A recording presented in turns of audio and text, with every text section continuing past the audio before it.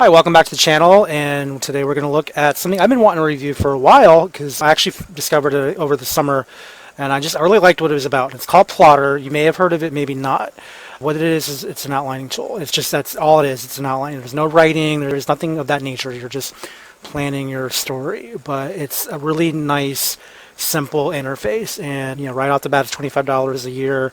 You don't have to renew it. The only difference is renewal means you get updated fixes and things and new features, and then if you look at the roadmap, there's plenty going on, and I'm just gonna kind of encourage you to look at it on your own, or maybe when I get to the end of this, I'll link you to the page. But it's a really simple interface. What I really like about it is they integrate other people's software in with it. So like Scrivener, just recently they've added Snowflake Pro, and they're just to continue to add to the list. So if you look at the bell here, you can get a quick overview of what they've added. So right here, this is where we see that the most recent added addition was Snowflake Pro integration, which if you have not used Snowflake Pro, I probably will do a video on that too fairly soon. I think with that one, I want to give it a little more time to actually fill it in before I do the review, so it may still be a while. But again, that's another program I highly recommend, and that one, I'll talk about that one later. But basically, you'll see that they're adding in new elements to make it even stronger. So this is something that I really encourage you guys to look into if you are looking for something that will increase your plotting game. So anyway, let's take a look at it. And I know I've already kind of probably told you all I need to tell you, but I'm sure you want to actually see it. So what you'll do is you'll name your story up here. So basically what I'm doing now is I'm taking an old short story that I've rewritten a few times, and I just have never been able to crack it. It's been pretty bad. In fact, the only review I have on it's 1 star, so that's not really encouraging. So it's something I've been wanting to go back and redo from scratch, and I actually have another version of this on Snowflake Pro that I started writing that I think is actually better than what I've got in this particular program.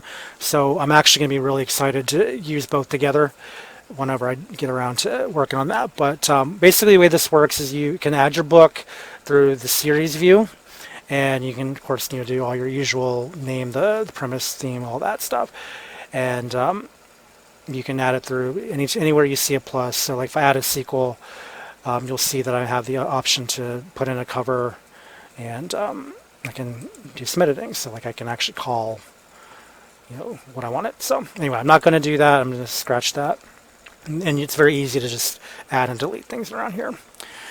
So by the time you see this, you probably have had a chance to check out my latest review on Campfire Pro and Blaze.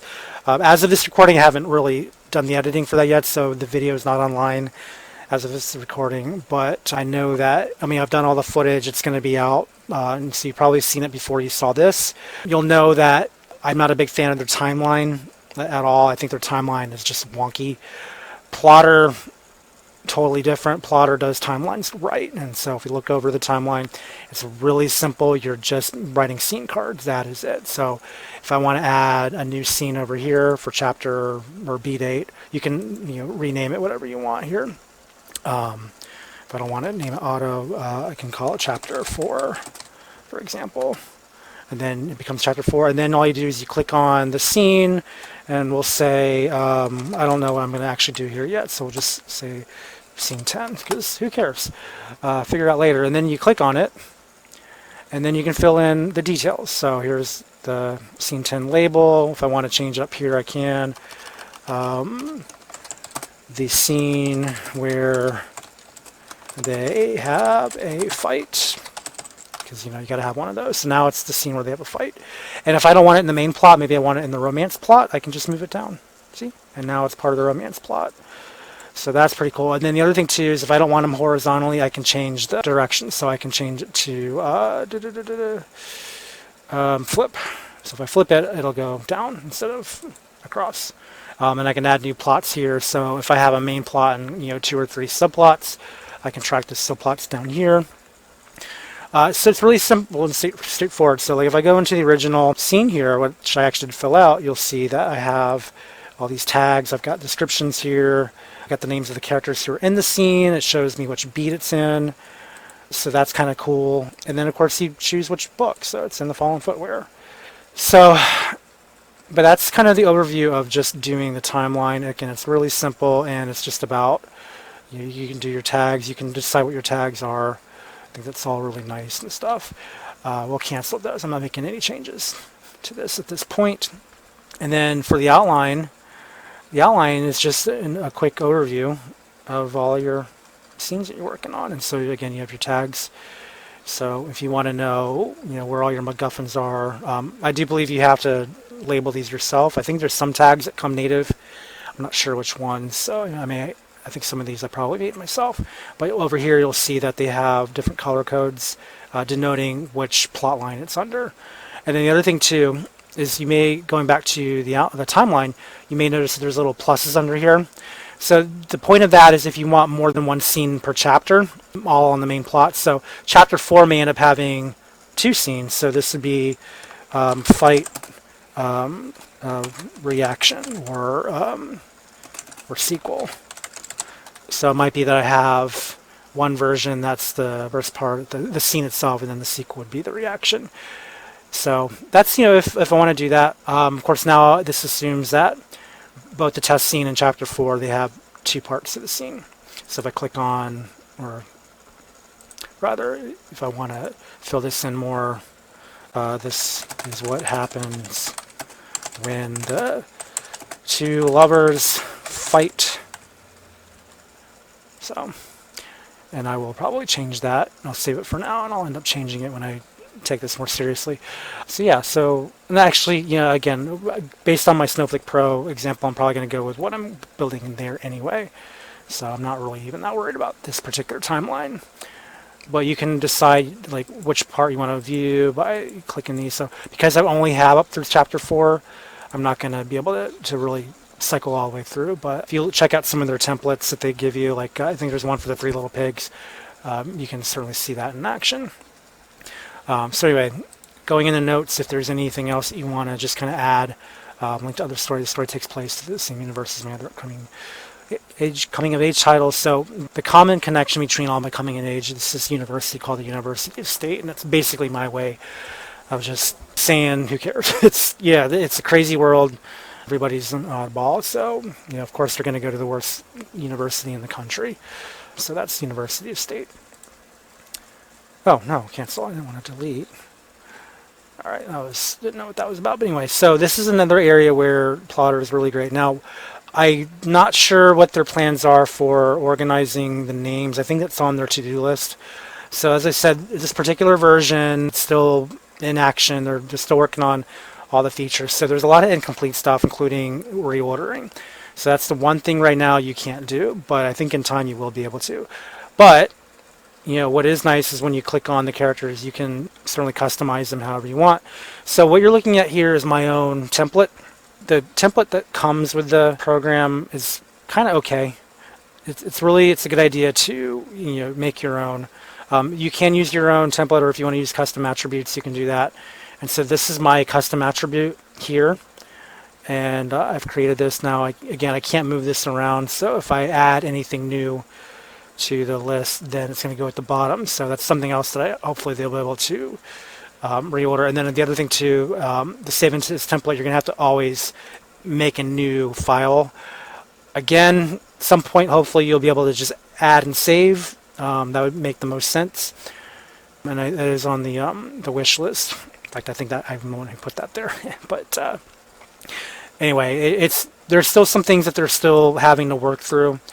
But I'm pretty sure in time this is going to be quite flexible. So, again, I still like it. I still like the fact that I can come up with my own ideas for what my typical description for characters might be. And it's the same with places. You can make your own and decide, for my example, I list where something takes place or where it's located. And the Frederick Center Mall, I believe, has the full, Rising Footwear has the full development because this is where the character works. So you can see that I have a nice fully fledged fill out of the location itself. Now, where I think a program like Campfire shines over this is you can actually put maps there. And I think with this, I do think there's a place where you can put photos. I'm not sure quite how to do that at the moment. Maybe over here. I'm not sure. I think there's still some limitations about the visuals as far as like locations and things go. And of course, you notice that there's nothing for items yet. So there's definitely some room for it to grow, but even just from a basic premise, like there's a lot here that you can use. And what's really great too is when you do exporting, like it's going to export all this stuff to a Word file that you can export into or import into Scrivener, so you can have it in your research files pretty quickly. So just the last thing is the tags. You can make your own tags and color code them so that they can show up in your timeline and keep track. So it's a really simple program. Oh, here's the export button up here. It's a really simple program, definitely worth looking into. There is a free trial you get for 30 days, and there's no harm in testing it out. I think the tutorials are decent enough, and again, what I like about this particular program is it tells you the updates, so you always know what you're getting yourself into. And then if you want to see what's coming, you can go to their website at getplottr.com. It's getplottr.com. And on their main page, there's a section where you can check the roadmap.